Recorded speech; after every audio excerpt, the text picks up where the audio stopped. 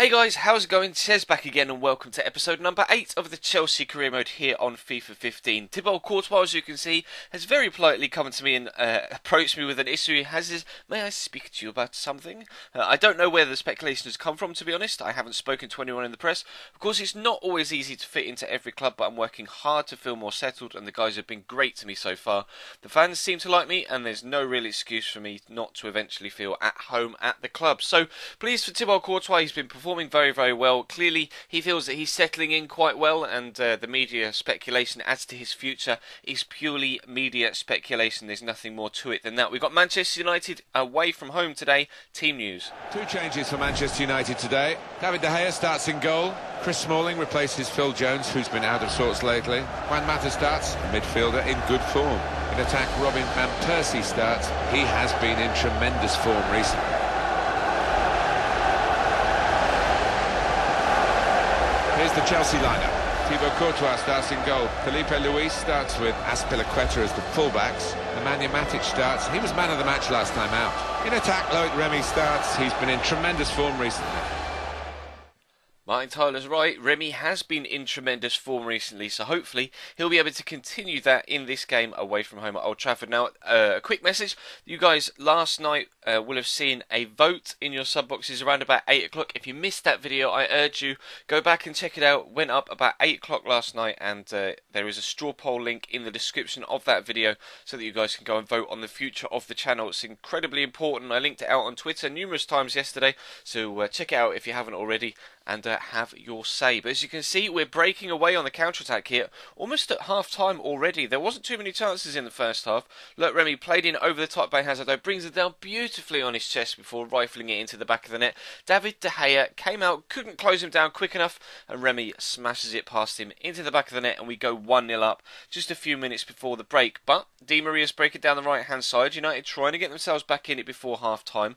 Twisting and turning, he's got great feet, Di Maria. Falcao linking up well with Fellaini, trying to turn and get a ball into the box, and he finds Daley Blind, who has a decent shot but not quite got the accuracy he needs to get it into the back of the net, and we live to fight another day. The lead is still intact, and we head into the second half with the scoreline still 1-0. But weirdly, they were playing Luke Shaw at right back and Raphael at left back.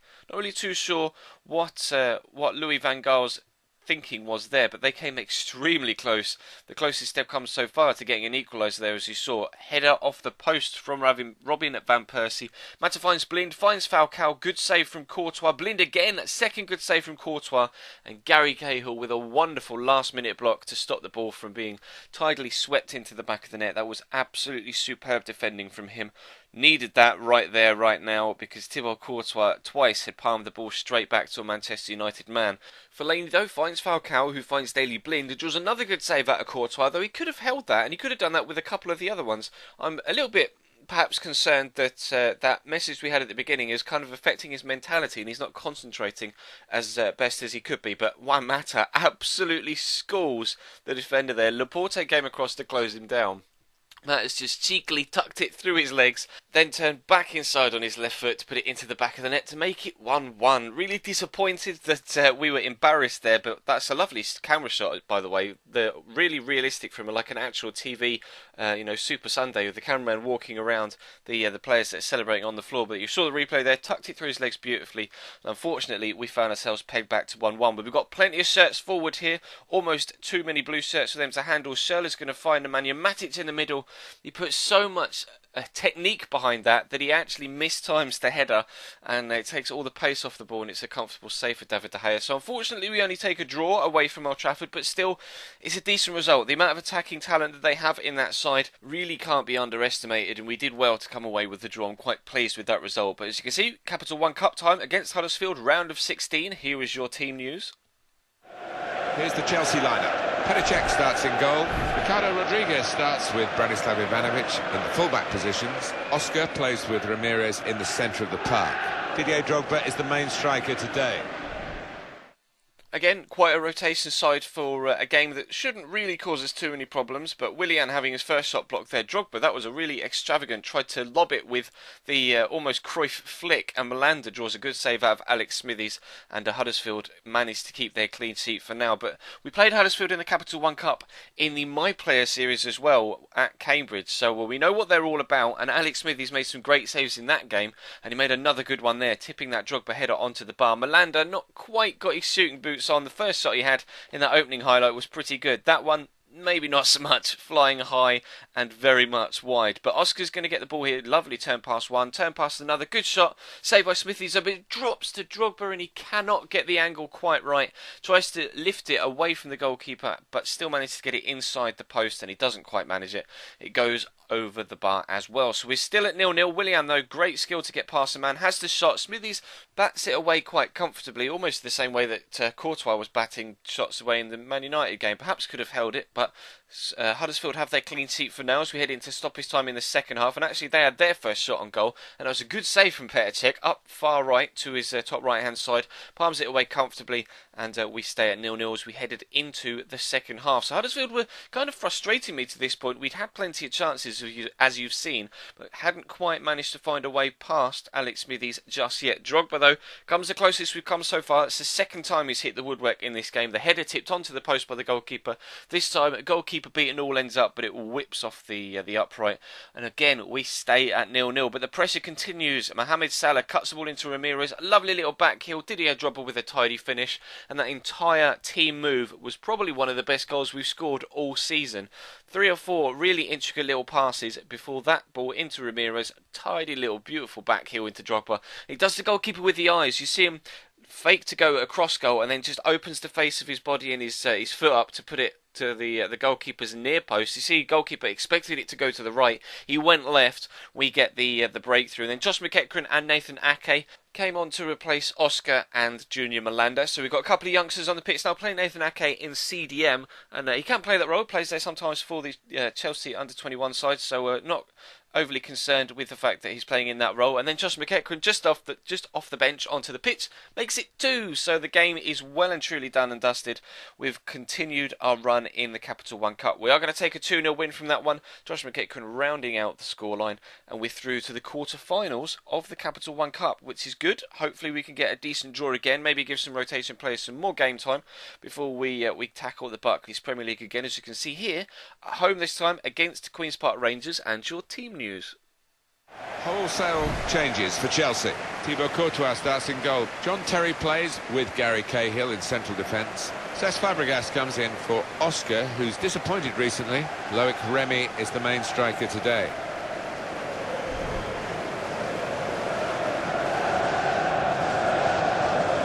Well, this is the Queen's Park Rangers lineup. Nadim Anuaha starts, despite looking shaky in recent games. Leroy Fair starts, looking to recover his form. Eduardo Vargas is the main striker today.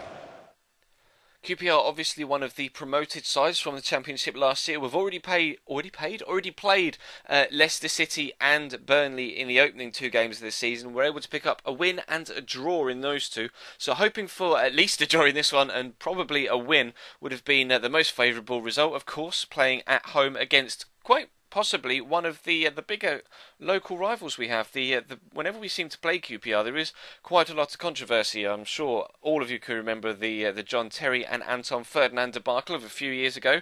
Less said about that, the better. But that was a decent shot by Eduardo Vargas and only a whisker over the top of the bar. QPR could have taken a shock and wonder lead with that great strike there. Burnley equalising against Arsenal there. Dean Marnie, really good to see Burnley taking points off Arsenal. But we get a penalty just before half-time. Eden Hazard looked like he went down softly in the first instance, but Cesc Fabregas really wasn't too pleased with that, as you can see, clearly showing Nadim Anuaha what he felt of that challenge. And you'll see from the replay, it was actually a quite significant shirt tug. You see him grabbing onto the number there and really pulling him back.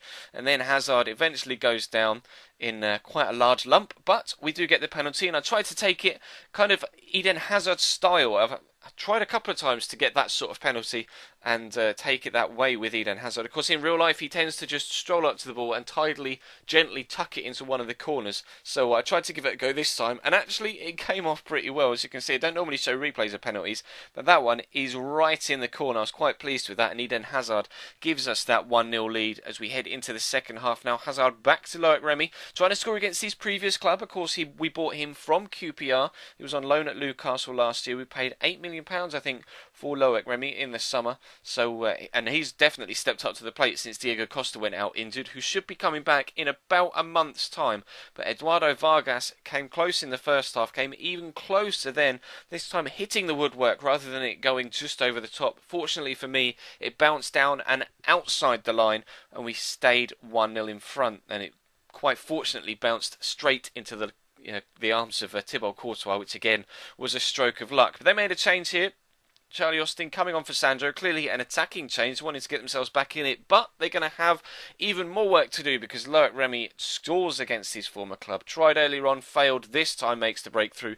That makes it 2-0, 5 minutes before full time, and there is full time, so we take all 3 points. So 4 points from the league and a cup progression in this episode. Would have preferred 6 points in the league, but Man United are having a good season, as you can see, sat in fourth. That win against QPR does put us top for the time being, although, as you can see, the unbeaten Newcastle do have a game in hand. Should they win that against Spurs, then they will go back above us by a point, but we're in the driving seat for now. Only a point ahead of Arsenal and two ahead of Newcastle, 3 ahead of United and Everton, so it's still extremely tight at the top. Could go either way between now and the end of the season. Still got 28 games to go, but we've started very much so on the front foot. So pleased with that. Pleased with all of your guys' feedback on the previous videos in this series. If you missed any of them, check the channel page for anything you may have missed, whether it's this series, the My Player, which went up last night as well, or of course the vote video which went up last night. My Player will be tonight, and there was of course an episode of that on Tuesday as well, so check the channel page for that if you missed it, and links in the description to my Twitter, to my Instagram and to my Facebook if you want to follow/add me on any of those, and of course feel free to subscribe if you haven't already. Closing in on 24,000 subscribers now, which is absolutely superb. So that's all for today. Thank you very much for watching, guys. My Player later on tonight. Like, sub, comment, and I'll see you next time.